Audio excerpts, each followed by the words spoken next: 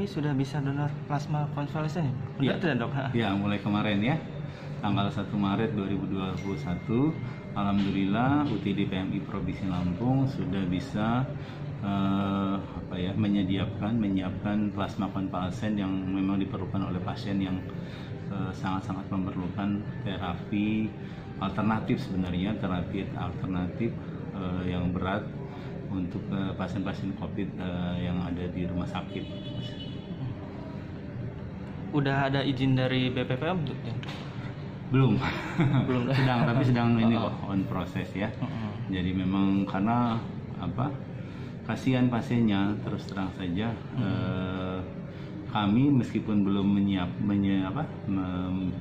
membuat plasma konvalesen, permintaan rumah sakit sudah lumayan banyak dan kami biasanya mintanya ke Jakarta atau ke Tangerang. Nah, ini jadi kendala karena di Jakarta dan Tangerang sendiri pasien yang memerlukan juga banyak.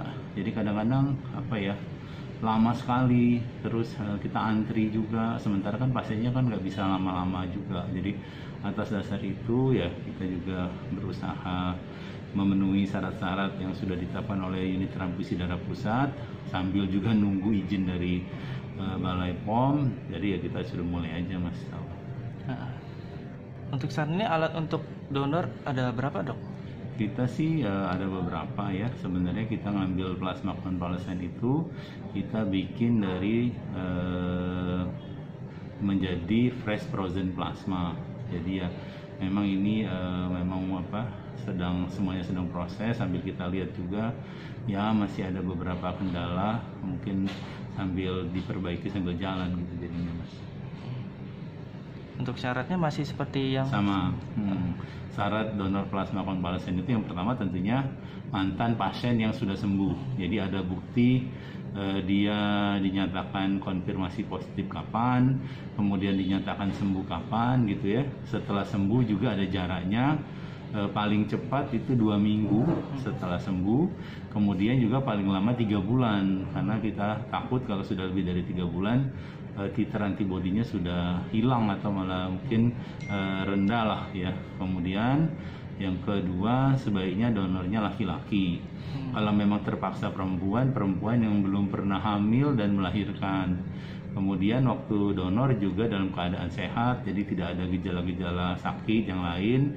Nah, kemudian bersedia menandatangani POM consent dari kami, kemudian nanti akan kita periksa dulu titer antibodinya, kita periksa darah lengkap dan sebagainya. Jadi kalau nanti memang layak ya, kemudian memenuhi syarat, mungkin besoknya baru diambil plasma konvalesennya. Prosedurnya bagaimana untuk yang mendonor? Jadi ya itu, jadi datang ke sini nanti akan ada meja registrasi, akan ditanya-tanya, mengisi kuesioner, mengisi POM consent, kemudian akan ada pemeriksaan dari dokter, kemudian akan diambil darahnya, lumayan ya, ada 4 tabung. Jadi yang pertama untuk periksa titer antibodi yang paling penting, kemudian untuk periksa darah lengkap tuh hemoglobin, hematokrit ya, kemudian kadar trombosit gitu. Kemudian kita akan periksa ada nggak penyakit menular, jadi infeksi di darahnya, hepatitis B, hepatitis kayak donor biasa gitu, HIV, sifilis. Kemudian terakhir itu konfirmasi golongan darah, jadi kita memastikan bahwa memang golongan darahnya itu, jadi tidak boleh keliru ya. Nah, jadi 4 tabung itu yang akan diambil, kemudian nanti si donor akan kita kasih tahu kalau memang dari hasil pemeriksaan itu beliau memenuhi syarat, layak, kita akan janjian kira-kira kapan yang bersangkutan bisa datang lagi untuk mendonorkan darah gitu. Jadi memang agak beda sama donor darah biasa ya. Untuk prosesnya berapa lama sih dok biasanya tadi? Ya karena lumayan kita ambil banyak juga, sekitar 450 cc, mungkin bisa 15 sampai 20 menit. 20 menit ya? Iya, paling lama ya. Kalau nggak ada masalah ya, kalau lancar-lancar saja. Kemudian kami juga menyiapkan bingkisan mungkin lebih dari donor biasa, jadi sebagai tanda terima kasih, karena kan 2 hari datang ke PMI. Jadi plasma konvalesen itu kita pakai jadwal. Jadi Senin sampai Jumat saja, Senin sampai Jumat.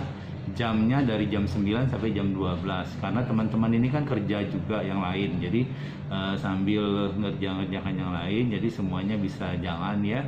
Jadi mungkin donor juga bisa memilih harinya, jamnya. Kita insya Allah memang sudah siapkan tempatnya khusus. Sekali lagi dari hari Senin sampai hari Jumat, jamnya jam 9 sampai jam 12. Untuk satu kantongnya berapa sih dok? Harganya? Iya. Nah, jadi itu juga masalah, ternyata kan ini belum di cover oleh BPJS. Nah, jadi seluruh Indonesia sama, satu kantong dihargai 2 juta rupiah. 2 juta rupiah ya. Jadi Belum di cover dari BPJS belum, Kesehatan. belum. Jadi memang harus dibayar sama pasien. Dari pemerintah juga belum ada ya dok? Belum. Untuk saat ini pendonor udah berapa dok? Pendonor yang sudah mendaftar baru 3. Satu sudah dilakukan pengambilan untuk plasma convalescence, satu kemarin gagal gagal diseleksi, tidak memenuhi syarat. Yang satu lagi lagi uji sampel hari ini. Kalau memang memenuhi syarat kita ambil hari ini. Uji sampelnya seperti apa sih dokter? Uji sampel yang kita lakukan ada berbagai macam. Yang pertama kita cek komponen darah lengkapnya.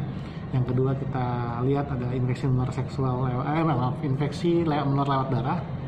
Yang berikutnya kita lihat titer antibodinya, karena ada batasan yang bisa bermanfaat untuk pasien. Ada batasan titer antibodi yang dipersyaratkan untuk plasma convalescence. Itu. Untuk titer antibodi itu yang dianjurkan berapa sih dokter? Kalau yang kita pakai referensi dari Kemenkes di angka di 1:160, tapi paling minimal 1:80 bisa kita pakai.